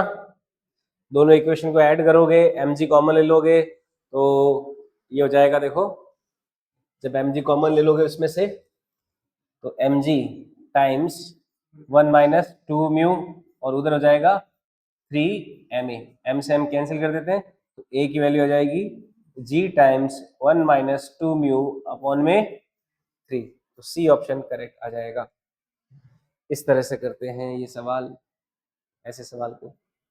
हालांकि देखो यहाँ पे अलग अलग बॉडी भी मानते हैं, तो ये T1 होता है, ये T2 होता है, उसकी जरूरत नहीं थी, है ना, क्योंकि दोनों बॉडी को अपन कंबाइंड बॉडी मान के ही सॉल्व कर लेंगे, तो उससे भी सही आंसर आ जाएगा। आई बात समझ में? थोड़ा जल्दी हो जाएगा कंबाइंड बॉडी मान। नेक्स्ट देखो ये सवाल, तीन ब्लॉक है M2M 3M मास के connected by a string as shown in the figure. After an upward force F is applied on block M, the masses move upward at a constant speed v। ऐसा पाया गया कि जब F लगाते हैं तो सारे मासेस क्या है? कांस्टेंट v से ऊपर की ओर जा रहे हैं। What is the net force on block of mass 2m? जो ब्लॉक ऑफ मास 2m है, इस पे लगने वाला नेट फोर्स कितना? बहुत ही ट्रिकी सवाल है, आसान है। v वेलोसिटी से जा रहा है, कांस्टेंट v वेलोसिटी से जा रहा है। क्या जीरो नहीं होना चाहिए? क्योंकि ये v से जा रहा है तो ये भी, और ये भी, तो सारे v से तो जाएंगे, कांस्टेंट वेलोसिटी से जाएंगे। तो जब कांस्टेंट वेलोसिटी से जाते हैं तो हमेशा नेट फोर्स क्या होता है? तो नेट फोर्स इस पे भी जीरो होगा, नेट फोर्स इस पे भी और नेट फोर्स इस पे भी। हालांकि दिखा सकते हैं अपन दिखाने को कि भाई इस पे टेंशन T है, इस पे टेंशन T1, ये T2 दिखा सकते हैं, ये T2 दिखा सकते हैं, इन पे mg, ये 2mg, पर जो भी है सब मिलके क्या होंगे? जीरो ही होंगे अगर कांस्टेंट से जा रहा है, उसमें कोई डाउट वाली बात नहीं है। तो बी ऑप्शन करेक्ट। समझ आई बात? ऐसे करते। और देखें नेक्स्ट सवाल, ये देखो, a bullet from gun, 2023 NEET में सवाल पूछा गया। A bullet from a gun is fired on a rectangular wooden block with velocity u. When bullet travels 24 centimeter through the block along its length, इसकी velocity जो है u से u by 3 हो जाती है। then it further penetrates into the block in the same direction before coming to rest exactly at other end of the block. The total length of the block is, ये थोड़ा tricky सवाल हो गया फिर, है ना। इस सवाल को देखो कैसे करेंगे। सवाल को समझना पहले तो 2023 में पूछा गया, आसान सवाल है। वैसे ये बुलेट और के काफी सवाल अपन प्रैक्टिस में करते हैं।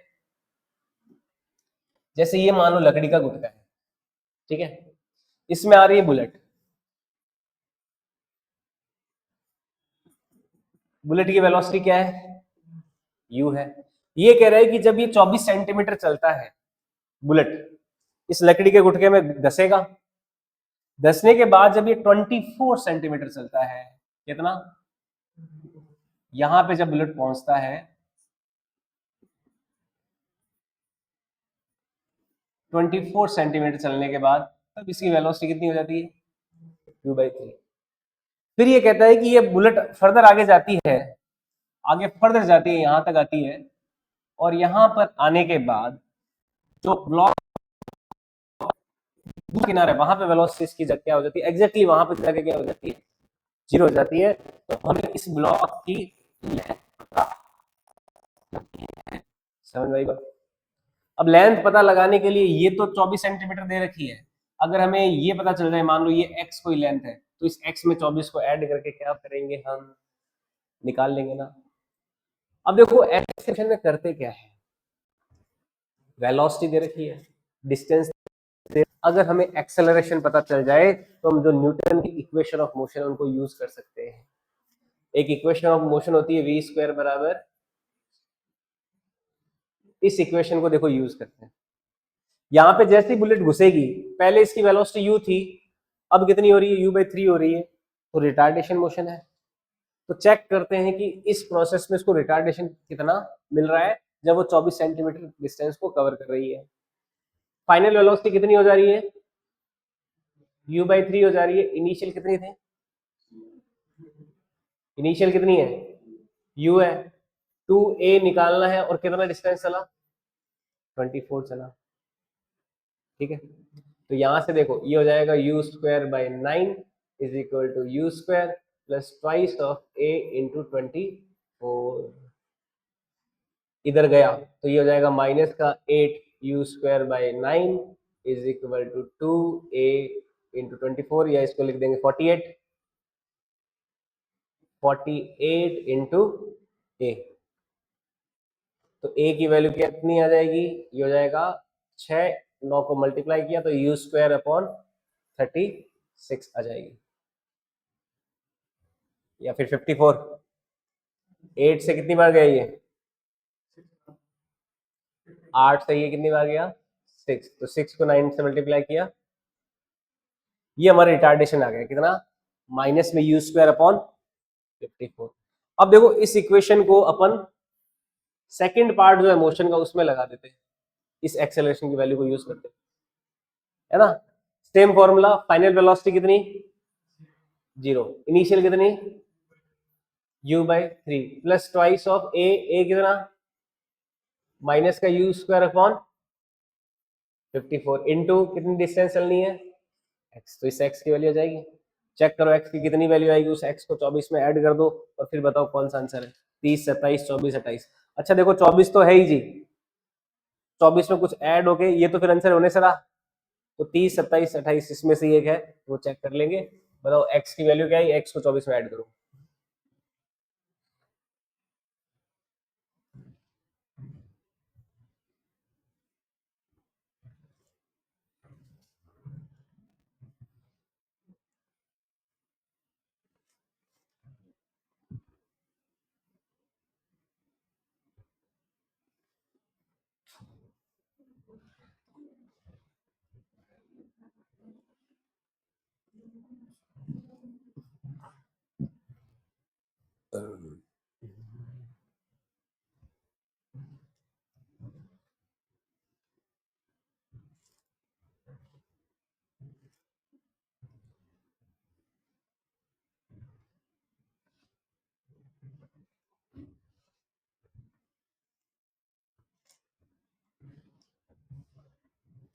क्या आंसर आया, x की वैल्यू कितनी आई, यू स्क्वायर जो है देखो इधर चला जाएगा जीरो में, ये हो जाएगा U square divided by 9 minus में U square divided by 27 into X. X कितना आ रहा है, यू स्क्वायर तो कैंसिल आउट हो जाएगा, है ना। U square divided by 9 is equal to U square divided by 27 into X. X की वैल्यू कितना आया, 3 आया, तो कितना आ गया, क्या एक्स 3 सेंटीमीटर नहीं आया, तो बताओ ब्लॉक की टोटल लेंथ कितनी हो जाएगी, 24 प्लस 3, ये हो जाएगा 24 प्लस 3 यानी कि, तो कौन सा आंसर हुआ, कौन सा आंसर हुआ पीछे, ये बताओ कौन सा आंसर हुआ, अभी आंसर नहीं हुआ, 27 सेंटीमीटर। आया समझ में, ये इक्वेशन ऑफ मोशन का सवाल है, एक तरह से इंपल्स मोमेंटम थ्योरी का सवाल है। क्लियर, आई बात सुनिए ऐसे करते हैं। और देखो नेक्स्ट सवाल, 1 kg ऑब्जेक्ट है, स्ट्राइक करता है 1 मीटर पर सेकेंड की वेलोसिटी से किसी दीवार को at an angle of 60 degree with the wall and reflect at the same angle if it remain in contact with wall for 0.1 second then the force exerted on the wall is, ये थोड़ा change in momentum का सवाल है। जैसे ये कोई दीवार है, मान लीजिए ऐसे दीवार ले लेता हूं, है ना, इस तरह की कोई दीवार है और इस दीवार पे कोई बॉल ने हिट किया, ये कोई बॉल हिट करने आ रही है इसको, और किस एंगल पे आ रही है,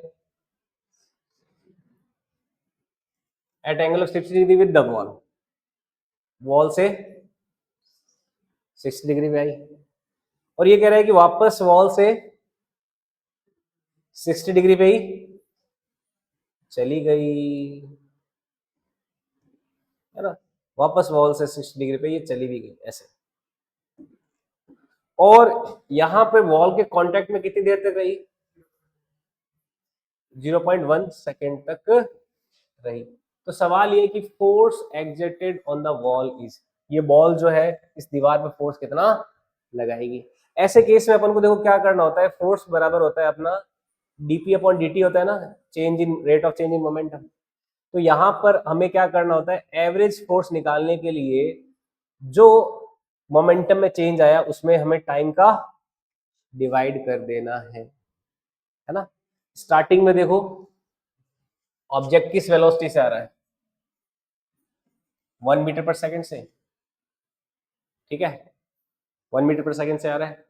मान लीजिए जब वापस जाएगा तो किससे जाता है, कोई v से जाता है, वापस किससे जाता है, v से, क्योंकि क्वेश्चन में दे नहीं रखा इलास्टिक कोलिजन, अगर इलास्टिक कोलिजन दे रखा होता तो उसकी से जाता, पर ये जा किससे रहा है, v से जा रहा है। मान लीजिए लेट सपोज v है, ये मास m है, ये मास m है ना।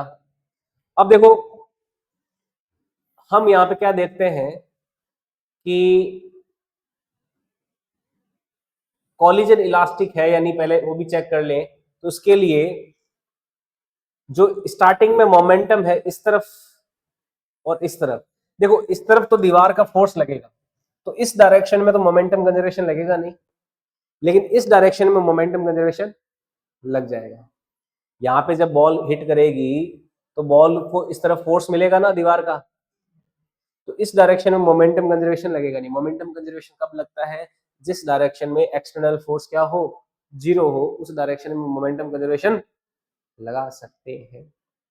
तो इस डायरेक्शन में कोई फोर्स नहीं है, तो इस डायरेक्शन में मोमेंटम कंजर्वेशन लग जाएगा। तो इस डायरेक्शन इनिशियल मोमेंटम क्या है, m इंटू 1 cos 60, है ना, ये बराबर हो जाएगा m इंटू वी कॉस 60 के। तो यहां से अपन क्या देखते हैं, m से m कैंसिल हो गया, cos 60 से cos 60, तो v कितना आ गया, यानी कि ये वापस बाउंस बैक किससे होने वाला है, होने वाला है।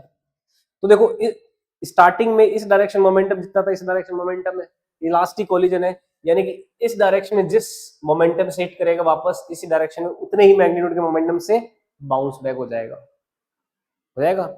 तो इस डायरेक्शन में मोमेंटम कितना है इसका, मास इंटू 1 इंटू साइन 60 है, मास इंटू 1 इंटू साइन 60 से हिट कर रहा है और मास इंटू 1 साइन 60 से वापस बाउंस बैक भी करेगा, तो चेंज इन मोमेंटम कितना आ जाएगा? mv से आया, mv से वापस जाता है, तो चेंज इन मोमेंटम कितना होता है? 2mv होता है, क्योंकि डायरेक्शन चेंज हो गई ना। देखो फाइनल कितना, पीछे की ओर, मैं क्या कर रहा हूं, p final minus p initial divided by time delta t। p final कितना है इधर, माइनस का m into 1 into sine 60 minus p initial कितना है, m into 1 into sine 60 divided by time delta t कितना लग रहा है? हाँ 0.1 सेकेंड। मास कितना दे रखा है? 1 kg का दे रखा है ना। अब ये माइनस माइनस ऐड हो जाएंगे तो क्या हो जाएगा, माइनस में 2 इंटू साइन 60, 2 इंटू साइन 60 की वैल्यू कितनी आ गई? 2 इंटू रूट 3/2 और नीचे हो जाएगा 0.1, 2 से 2 कैंसिल, तो ये कितना आ जाएगा, माइनस में 3 रूट माइनस में 10 रूट 3 न्यूटन। तो कौन सा आंसर हो जाएगा? सी ऑप्शन हो जाएगा। ठीक है, तो इसमें इस तरफ तो कोई फोर्स नहीं लगेगा, इस तरफ फोर्स लगेगा जिसकी वैल्यू कितनी आ जाएगी, 10 रूट 3 न्यूटन आ जाएगी। Change in momentum divided by time से करना इस बार। ठीक है, और देखो ये a shell of mass m is at rest initially, explode करती है। ये भी मोमेंटम कंजर्वेशन का सवाल है। 3 सेगमेंट्स जिनका रेशियो है मास का 2:1। if the fragments have equal mass fly off along mutually perpendicular direction with the speed v, the speed of third lighter fragment is। देखो एक कोई ऑब्जेक्ट है, ये एक्सप्लोड किया है ना, एक्सप्लोड करने के बाद में जो भारी वाले मासेज हैं 2m और 2m, ये तो किधर जाते हैं? देखो ये क्या दे रखा है कि जो 2m मास है, एक मैं 2 को क्या ले लेता हूं, इसका मास हो गया 2m और इसका मास भी हो गया 2m। ये 2m मास वाले तो परपेंडिकुलरली जाते हैं वीवी वेलोसिटी से। अब ये कह रहा है कि थर्ड जो सेगमेंट होगा लाइटर, थर्ड सेगमेंट देखो कोई इस तरफ जाएगा जिसका मास कितना है, कोई m, उसकी वेलोसिटी v डैश है मान लीजिए, वो कितनी होगी, ये पूछ रहा है। ठीक है, आई बात समझ में? ओके, तो वो कितनी वेलोसिटी से जाएगा, तो उसकी वेलोसिटी कितनी होगी, ये सवाल है। अब देखो यहां पे हम क्या करते हैं, मोमेंटम कंजर्वेशन प्रिंसिपल हमें अप्लाई करना पड़ेगा। हम ये क्या चेक करते हैं कि मान लीजिए ये v डैश वेलोसिटी से जा रहा है यहां से कोई थीटा एंगल पे, किस पे जा रहा है, कोई थीटा एंगल पे, तो इसका इधर का मोमेंटम कितना हो जाएगा, इसका ये हो जाएगा m v dash cos theta, और इधर का मोमेंटम कितना हो जाएगा। अब मोमेंटम कंजर्वेशन रूल अप्लाई करें तो स्टार्टिंग में टोटल जो मास था, ये कितना मास है स्टार्टिंग में, 2m, ये कितना मास है, 5m है। ये स्टार्टिंग में रेस्ट में था, तो एक्सप्लोजन होने के बाद में स्टार्टिंग पे 5m मास रेस्ट में था, तो उसका टोटल जो मोमेंटम था स्टार्टिंग में वो क्या था, 0। तो एक्सप्लोजन होने के बाद में जो फ्रेगमेंट्स आए इन सब का टोटल मोमेंटम क्या होना चाहिए, 0। तो अब यहाँ पे क्या करेंगे, मोमेंटम कंजर्वेशन प्रिंसिपल अप्लाई कर देंगे, इसको इसके मोमेंटम के बराबर कर देंगे, इसको इसके मोमेंटम के बराबर कर देंगे। तो यहां से देखो क्या आएगा, जो mv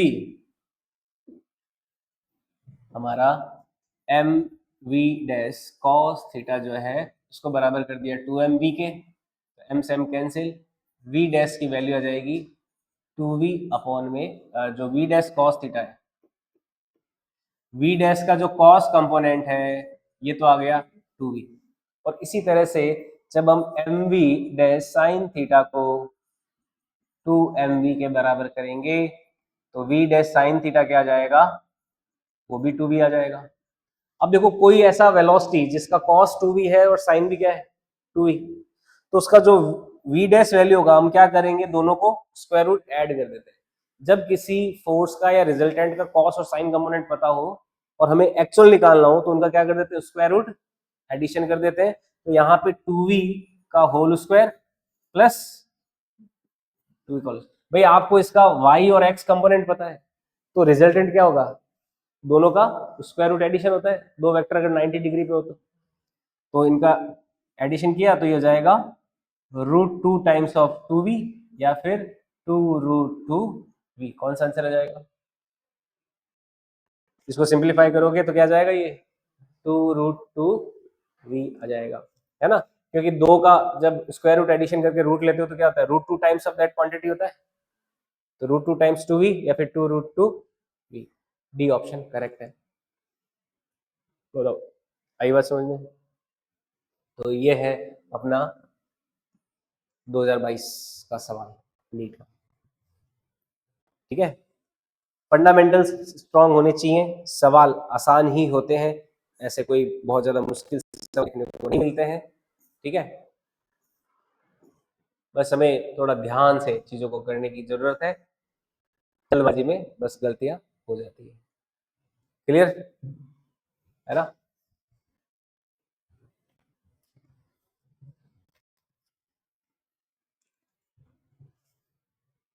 और देखो, ये सवाल एक, ए बॉल ऑफ मास, ये भी कंजर्वेशन ऑफ मोमेंटम पे बेस्ड है। A ball of mass 0.15 kg is dropped from a height 10 meter, strike on the ground and rebounds to the same height. The magnitude of impulse imparted on the ball is, देखो impulse जो होता है वो होता है change in momentum, क्या होता है, चेंज इन मोमेंटम, यानी कि mass into v final minus v initial.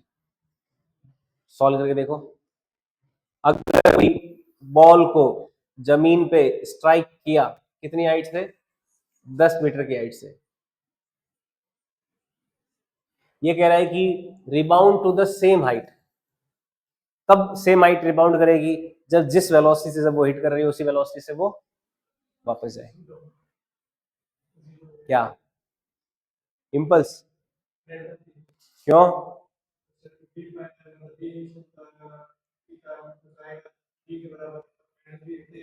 पर डायरेक्शन चेंज हो रही है ना, वेक्टर क्वांटिटी है ये। करके देखो, यहाँ पे जब जमीन पे पहुंचेगा तो वेलोसिटी कितनी, √2g(h), तो कितना हो गया, क्या 10√2 मीटर पर सेकंड नहीं हो गया, वेलोसिटी जमीन पे पहुंचा तब, रिबाउंड करेगा तब वेलोसिटी कितनी है ना, तो चेंज इन मोमेंटम कितना, फाइनल ऊपर की ओर कितना, मास कितना 0.15 इंटू वेलोसिटी कितनी ऊपर की ओर 10√2, स्टार्टिंग में कितना, माइनस ऑफ माइनस नीचे की ओर, इसलिए माइनस में फिर एक और माइनस लगता है, तो कितना हो जाएगा, m इंटू v, दोनों क्या हो जाएंगे, माइनस माइनस प्लस हो जाएगा, ऐड हो जाएगा, तो ऐड होके क्या आंसर आ जाएगा, ट्वाइस ऑफ √2 की वैल्यू 1.414 होती है, उसको सॉल्व करके देखो, बताओ क्या आंसर आएगा।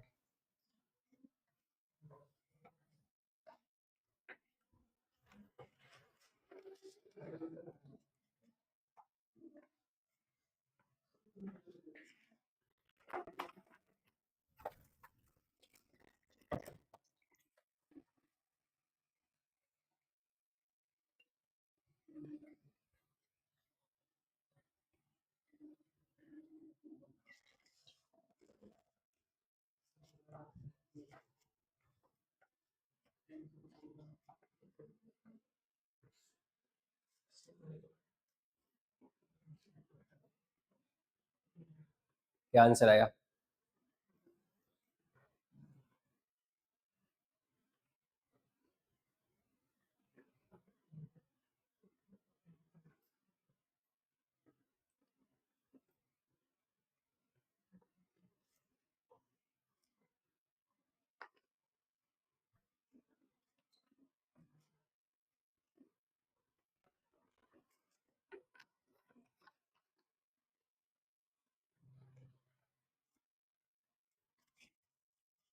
देखो 10 को देखो 0.15 में मल्टीप्लाई किया, 2 इंटू 1.5, ये ऑप्शन आ गया ना, और √2 कितना होता है, 1.4 के आसपास होता है लगभग, 1.5 और 2 कितना हो गया, 3 में 1.4 का मल्टीप्लाई किया, 4.2 यूनिट हो जाएगी केजी इंटू मीटर पर सेकेंड, जो मोमेंटम की यूनिट होती है वही। A option correct. ठीक है, 2021 में पूछा हुआ एनएलएम का सवाल। क्लियर, आगे बढ़े।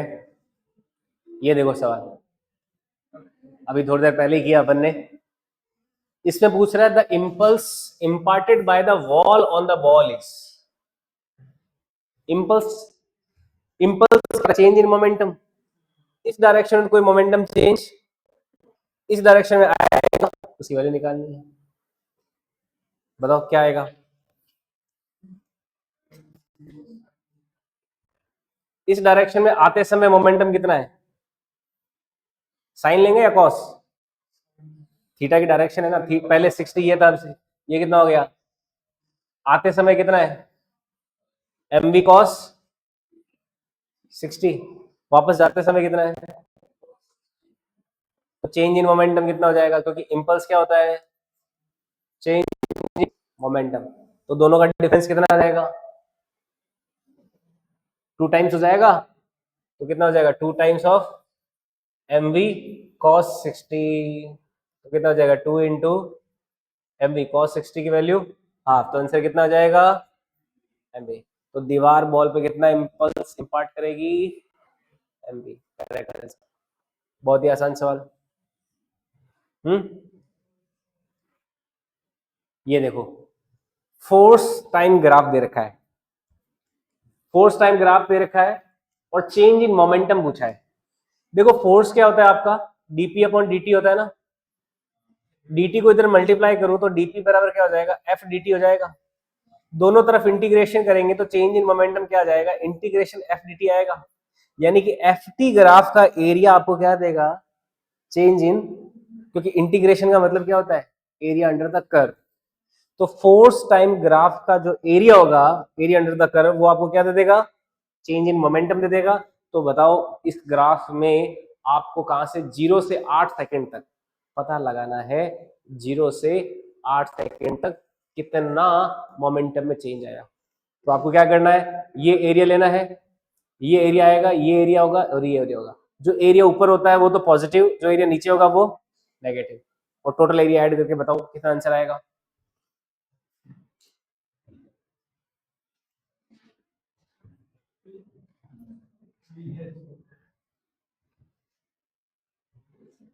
फोर्स टाइम ग्राफ का जो एरिया है वो आपको क्या देता है, चेंज इन मोमेंटम देता है। हमें 0 से 8 सेकंड तक टोटल एरिया निकालना है। एक्सिस के ऊपर वाला एरिया पॉजिटिव लेना है, एक्सिस के नीचे वाला एरिया नेगेटिव लेना है।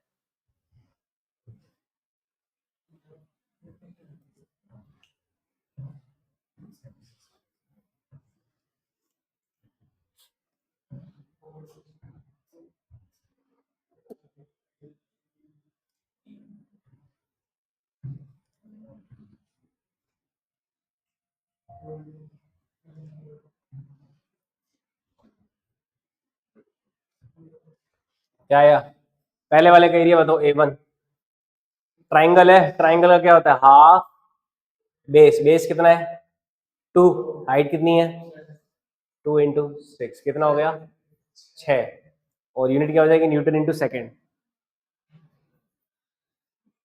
फिर इसका एरिया बताओ, ये क्या रेक्टेंगल, तो कितना हो जाएगा माइनस का, देखो ये कितनी लेंथ है 2 से 4, ये लेंथ कितनी हो गई 2, और ये लेंथ कितनी हो गई 3 हो गई ना, ये 3 और ये 2, तो माइनस का 3 इंटू 2 कितना, माइनस का 6 न्यूटन इंटू सेकेंड।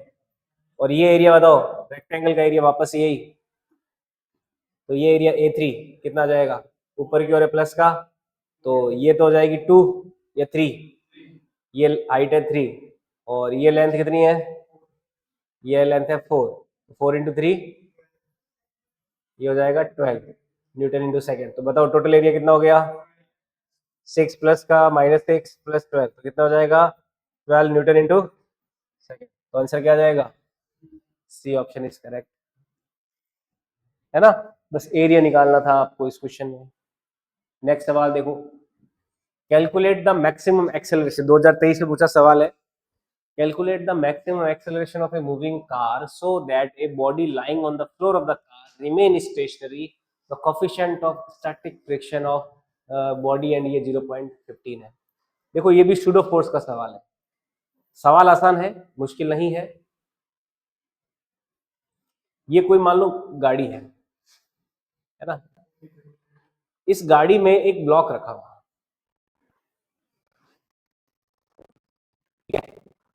इस ब्लॉक गाड़ी के बीच में फ्रिक्शन कितना है, स्टैटिक फ्रिक्शन कोएफिशिएंट 0.15 है। अब गाड़ी को मैक्सिमम एक्सेलरेशन क्या दे दे ताकि ये अपना मोशन स्टार्ट ना करे। इस ब्लॉक का जो मास है वो कुछ मान लीजिए m है। अब ये ब्लॉक किधर मूव करेगा, आगे की ओर पीछे की ओर? पीछे की ओर ना, क्योंकि सूडो फोर्स पीछे की ओर मिलेगा, तो ma इसको मिला पीछे की ओर। अच्छा, इसको फिसलने से रोकने वाला कौन है? फ्रिक्शन। फ्रिक्शन की जो मैक्सिमम वैल्यू है वो स्टैटिक फ्रिक्शन कितना हो जाता है, म्यू एम जी। तो जिस समय ma म्यू एम जी के बराबर हो जाएगा उस समय क्या होगा, ये ब्लॉक मूव करना स्टार्ट कर देगा। तो जिस समय ma क्या हो जाएगा, म्यू एम जी के बराबर हो जाएगा। तो बताओ कौन सा आंसर आ जाएगा? ए की वैल्यू क्या होनी चाहिए, म्यू जी। बताओ कौन सा आंसर, म्यू की वैल्यू कौन सा? बिल्कुल सही। तो ये म्यू तो हो गया 0.15 और जी हो गया 10। इतना आसान सवाल था, 0.5 मीटर पर सेकेंड।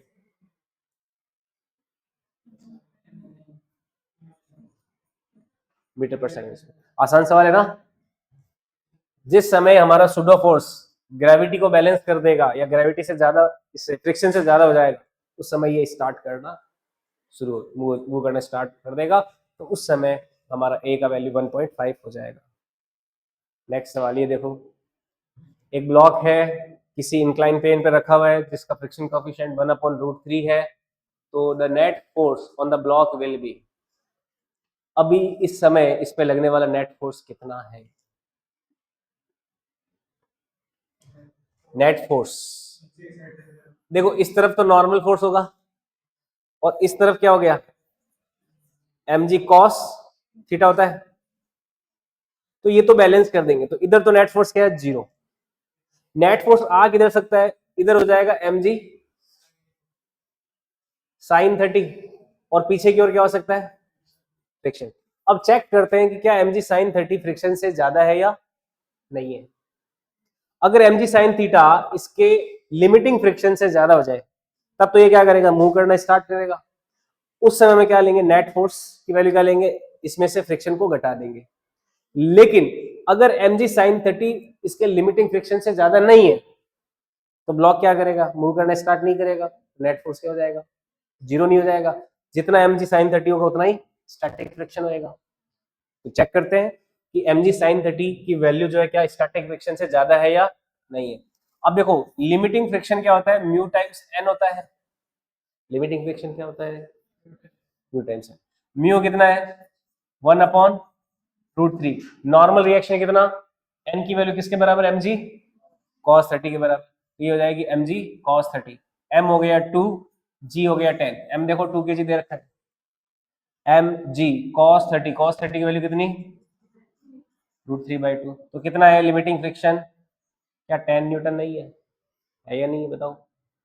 अब इसको रोकने वाला मैक्सिमम फ्रिक्शन कितना है, 10 न्यूटन। अब चेक करते हैं कि जो चलाने वाला एम जी साइन 30 है वो कितना हो गया। तो एम जी साइन 30 की वैल्यू कितनी है, 2 इंटू 10 इंटू 1/2। अच्छा, ये भी तो 10 न्यूटन ही है।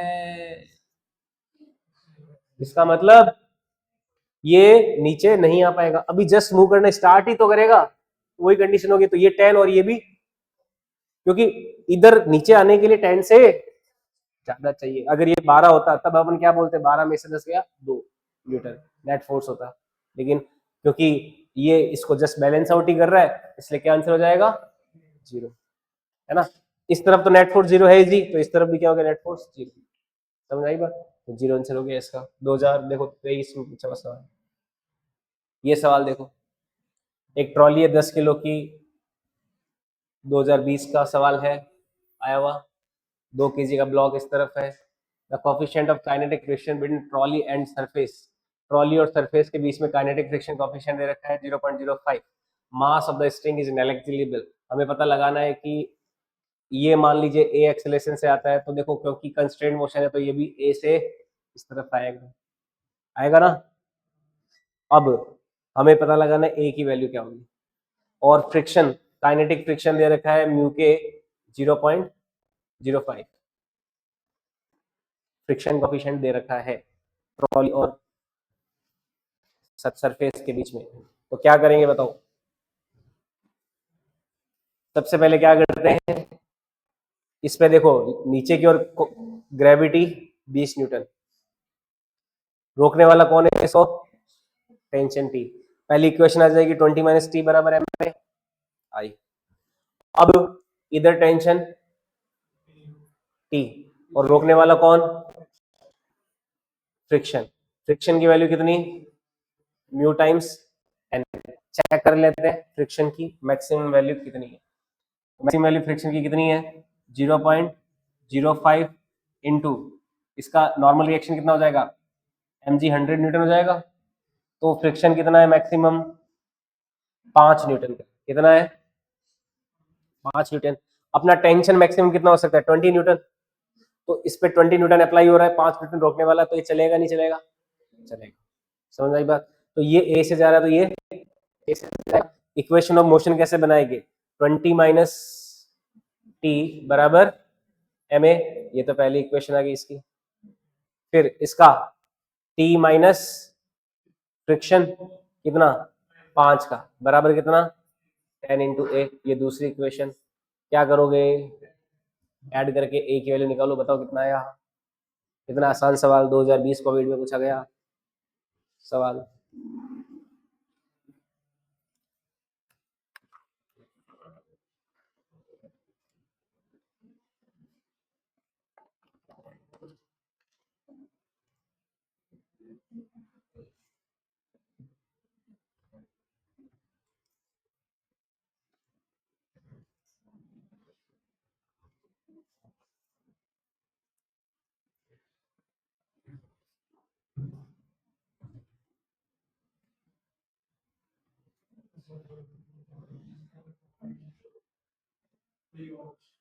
कौन सा, कौन सा है, डी।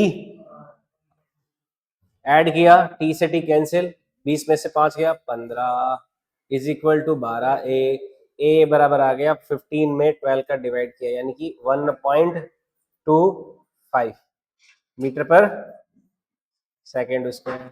तो डी आंसर आ जाएगा। तो ये देखो डी आंसर आ गया। Newton laws of motion, net force बराबर एम ए लगा के करते हैं। ये 2020 में पूछा सवाल। नेक्स्ट सवाल देखो 2018 में पूछा गया सवाल, which one of the following statement is incorrect. कभी देखो करेक्ट लिखा होता है, कभी इनकरेक्ट होता है। ये आईएन जो है ना, जल्दबाजी में अपन पढ़ना भूल जाते हैं, तो अपन को ध्यान रखना है। पहला, friction force opposes the relative motion, बिल्कुल सही बात। फ्रिक्शन फोर्स हमेशा क्या करता है, दो बॉडीज के, अच्छा frictionless surface oppose, frictionless तो अपोज करती ही नहीं है, पहले गलत हो गया क्या। फिर friction less force, friction less force opposes, नहीं फ्रिक्शन लेस फोर्स नहीं है, फ्रिक्शन फोर्स ही होएगा फिर, तो फ्रिक्शन लेस फोर्स तो कोई तुक नहीं बनता ना, कुछ टाइपिंग मिस्टेक हुई होगी। Friction force opposes the relative motion, सही है, फ्रिक्शन फोर्स है यहाँ पे। Limiting value of static friction is directly proportional to normal reaction. क्या लिमिटिंग फ्रिक्शन की वैल्यू नॉर्मल के प्रोपोर्शनल होती है। लिमिटिंग फ्रिक्शन क्या म्यू एस इंटू एन नहीं होता क्या, तो नॉर्मल के प्रोपोर्शनल है या नहीं, सही कह रहा है। Rolling friction is smaller than sliding friction. Rolling friction क्या होता है, जब ऑब्जेक्ट रोल करता है ना, उस समय जो फ्रिक्शन एक्ट करता है वो बहुत ही कम होता है रोलिंग फ्रिक्शन, तो ये भी लगभग सही है। Coefficient of sliding friction has dimensions of length. क्या फ्रिक्शन की डायमेंशन लेंथ की डायमेंशन होती है क्या। एफ बराबर क्या था म्यू एन, ये भी न्यूटन में ये भी न्यूटन में, तो ये क्या हो गया डायमेंशनलेस। कभी भी कोई फ्रिक्शन कोफिशिएंट की कोई डायमेंशन देखी है आपने, नहीं देखी। कितना आसान सवाल पूछा। डी क्या हो गया फिर गलत हो गया, बी क्या हो गया, गलत। अच्छा, रोलिंग फ्रिक्शन स्लाइडिंग से स्मॉल क्यों है? किसी ऑब्जेक्ट को रोल कराना आसान है या स्लाइड कराना? रोल कराना ना, रोल जल्दी बहुत दूर तक जाता है, स्लाइड कराएंगे तो रफ सरफेस पे जाएगा ही नहीं। तो रोलिंग फ्रिक्शन जो होता है कम होता है स्लाइडिंग से। समझ आया बात ये? डी गलत। ये देखो, block A of mass m1 rest on m2,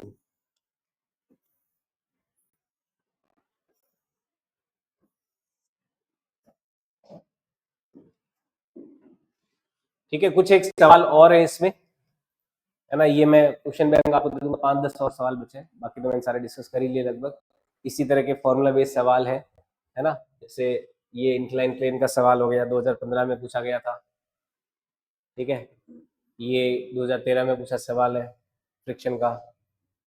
particle moving on uniform speed in a circular path. अच्छा, 2024 में देखो सवाल पूछा हुआ है, इस सवाल का आंसर क्या होगा? एक पार्टिकल जो मूव कर रहा है, यूनिफॉर्म स्पीड है, सर्कुलर पाथ, किस पे? सर्कुलर पाथ पे यूनिफॉर्म स्पीड है, यानी कि यहां पे v थी, यहां पे भी वो v है। तो क्या इसकी, इसके लिए आप क्या सही बोलोगे? कांस्टेंट वेलोसिटी है, वेरिंग एक्सेलरेशन है? वेरिंग वेलोसिटी है, वेरिंग एक्सेलरेशन है? कांस्टेंट वेलोसिटी है या कांस्टेंट एक्सेलरेशन, क्या बोलो? कोई भी सर्कुलर मोशन करने वाला ऑब्जेक्ट जो है, उसको चाहे यूनिफॉर्म स्पीड हो उसके पास, पर उसके सेंटर की ओर हमेशा क्या लगता है? V square upon r centripetal acceleration तो लगता ही लगता है, उसके बिना सर्कुलर मोशन कभी भी पॉसिबल नहीं है। तो इसका देखो वेलोसिटी क्या हो रहा है, हमेशा डायरेक्शन चेंज कर रहा है, तो वेलोसिटी की डायरेक्शन चेंज हो रही है, तो वेलोसिटी वेक्टर क्वांटिटी है, मैग्नीट्यूड चाहे सेम रहे लेकिन डायरेक्शन, तो वेलोसिटी वेरिंग है या नहीं है? और एक्सेलरेशन भी वेक्टर क्वांटिटी है, पहले एक्सेलरेशन इधर था, अब यहाँ पे गया तो इधर आ गया, इधर जाएगा तो इधर आ गया, तो एक्सेलरेशन का मैग्नीट्यूड फिर कांस्टेंट है, डायरेक्शन चेंज हो रही है ना। तो कोई भी वेक्टर क्वांटिटी जिसकी डायरेक्शन चेंज होती है वो चेंज हो गई ना। तो बताओ कौन सा answer? Varying x velocity and varying acceleration, b 2024 में पूछा गया सवाल, है ना, फंडामेंटल लेवल पूछा गया जस्ट पिछले साल, ठीक है। ये भी 2024 का सवाल देखो। A bob is drilled in a horizontal plane by means of a string with an initial speed of omega round per minute. The tension in the string is T. If the speed becomes 20 omega while keeping the same radius, the tension in string become. एक block है, radius same रखते हुए omega को कितना बढ़ा दिया? 20 omega बढ़ा दिया, तो इसकी टेंशन की वैल्यू कितनी हो जाएगी?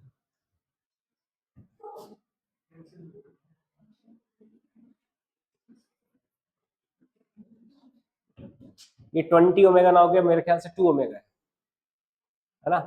देखो, जब ब्लॉक को ऐसे हॉरिजॉन्टल में रोटेट करते हैं तो टेंशन क्या होगा? सेंट्रीपिटल, और सुडो फोर्स सेंट्रीफ्यूगल क्या हो जाएगा? M omega square r. तो टी बराबर क्या हो जाएगा? एम ओमेगा स्क्वायर आर हो जाएगा। अब टी डैश क्या हो जाएगा? मास सेम रखा, ओमेगा को 2 ओमेगा किया, ठीक है ना, 20 ओमेगा नहीं, वो थोड़ा मिस्टेक है, रेडियस को आर ले लिया। दोनों को डिवाइड करोगे तो टी अपॉन टी डैश की वैल्यू कितनी हो जाएगी? 1/4 आ जाएगी, यानी कि टी डैश की वैल्यू कितनी आ जाएगी? 40। तो डी ऑप्शन करेक्ट हो जाएगा, है ना, ये 2 ओमेगा। ओके, आसान था सवाल ये भी, एम ओमेगा स्क्वायर आर बस। और particle executive union circular motion velocity, यही सेम 2024 में आया, वैसा ही 2023 मणिपुर में पूछा गया था एक सवाल। तो इसमें क्या है? वी और ए दोनों कांस्टेंट नहीं है, बी, ठीक है। 2019 का सवाल चेक कर लेना आप, 2017, ये तो फॉर्मूला है ना, safe velocity on the road का, 2015, ठीक है। तो ये इस तरह से सवाल नीट में पूछे गए, 2-4 सवाल और है, आप खुद ट्राई कर लेना। ओके, तो ये एनएलएम पूरा है, इतने सवाल भी अपन को एनएलएम के अगर आ जाते हैं तो इस साल जो नीट में एनएलएम का कोई सवाल आपने देखा 2024 में कितने सवाल थे? कितने थे? 3 से 4 सवाल थे ना, तो 3 से 4 सवाल इस टॉपिक के आपको देखने को मिलेंगे। तो इतने सवाल अगर आपने सही ढंग से सीख रखे हैं फंडामेंटल्स नॉलेज के साथ, तो ये 4 सवाल तो पक्के हुए अपने कम से कम। ऐसे ही अपन को बस 5-10 साल के जो पीवाईक्यू है वो अपन को बढ़िया तरीके से आनी चाहिए, ये तो बात अपन को इंश्योर करनी करनी है। इसके अलावा जो प्रैक्टिस कर ही रहे हैं दूसरे सवालों की, जितनी प्रैक्टिस कर सकते हो उतनी ज़्यादा अपने काम की है। ठीक है, ओके।